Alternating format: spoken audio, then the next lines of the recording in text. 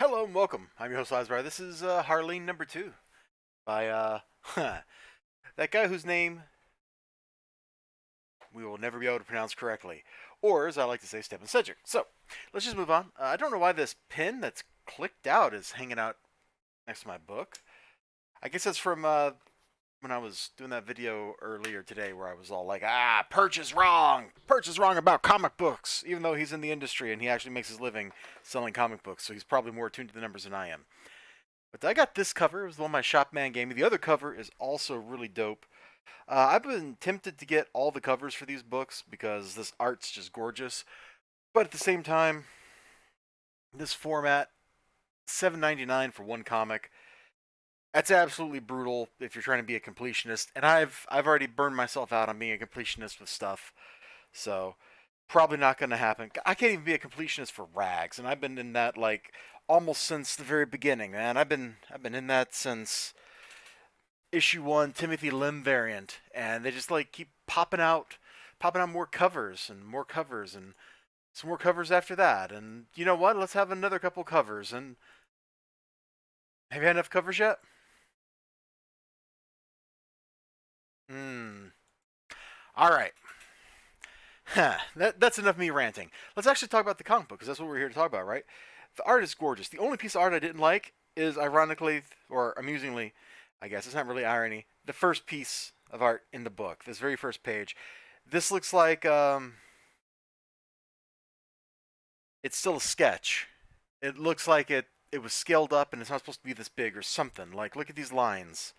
It just doesn't look right. It doesn't look finished. It doesn't look like it's up to snuff, up to par with the very next page of the book, where you've got all this great looking stuff. And so we just kind of come in a little in media res. Joker's robbing a place. Guy with the gun goes to stop him. Bam! And then we get back to the story of Harley. And I kind of think that this sequence right here just kind of sums up her life.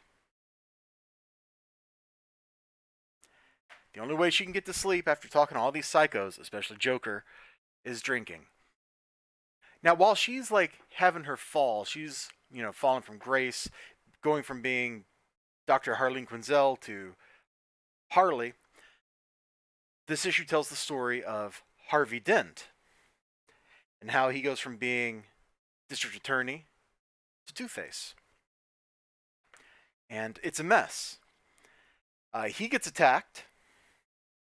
Let me just flip over to like the acid burns. You may want to look away. I mean, her face kind of says it all about what you're about to see. But you ready? You ready? All right. If you're not ready, close your eyes, and I'll tell you when it's safe to look again. Boom! Acid attack from mob boss. And the mob boss, you can look again. I'm not going to show that page anymore. The mob boss gets kidnapped on his way to prison by some cops, and they execute him. And of course, Mr. Nosy Nose pops in. And this starts. I need something to hold this in place. True, are you heavy enough to hold this comic book open for me, bro? What if I lay you down? No, Taru is not heavy enough. Okay, he can kind of hold it there. So you can just kind of look at this really badly displayed 2-page spread. This is a problem with a square bound book. It takes a 2-page spread and it makes it not look so good. Honestly, the more premium prestige square bound books I look at, the more I'm thinking, man, they should just go be floppies. There's no reason for the fancy format. But everything in this book looks good, except for that one piece of art that I already called out. Everything else looks good. The artist has this great ability to draw. He knows where you're going to be looking, and he makes that detailed. He won't like go detail like, oh, the back of somebody's foot off on the side of the page where nobody's looking. That's a waste of time. But he'll make sure that, just like here, Batman looks good. The Batmobile looks good. Robin looks good. What doesn't look good? Oh, this guy. He's over here on the side. He doesn't really matter, even though he's in the foreground. His gun really looks like more detailed than he does. You know?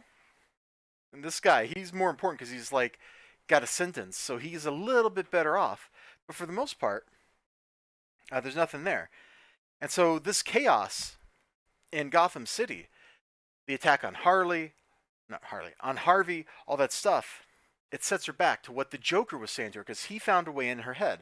Even before he read his or her file or anything like that, he had a way in. Just the right couple of words in the right place at the right time, and he gnaws away at her. It's like infecting somebody with a virus, except I guess it's like a mimetic virus, right? It gets into your mind, it gets into your thoughts, and it just takes over. It festers, and it makes her life worse and worse. And the rest of this book, and I don't really want to show more of this book because I don't want to spoil it, but the rest of the book, that's how it works. Oh, God dang it, I gotta show some stuff from later on.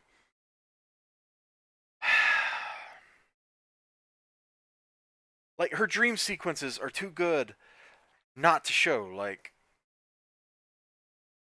see, there's the people of Gotham. See, he has her convinced that everybody's a monster on the inside, at least her subconscious. And she wants to help alleviate him from that. This is a direct consequence of the stuff that was going on with the cops.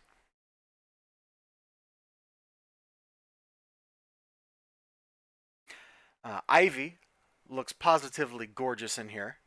Everything just looks good. Everything looks good. Is there anything else I want to show? No, I don't want to show that. That's a big spoiler. That's a spoiler. That's too big of a spoiler to show because of the text next to it. Otherwise, I would show it. You know what? All right.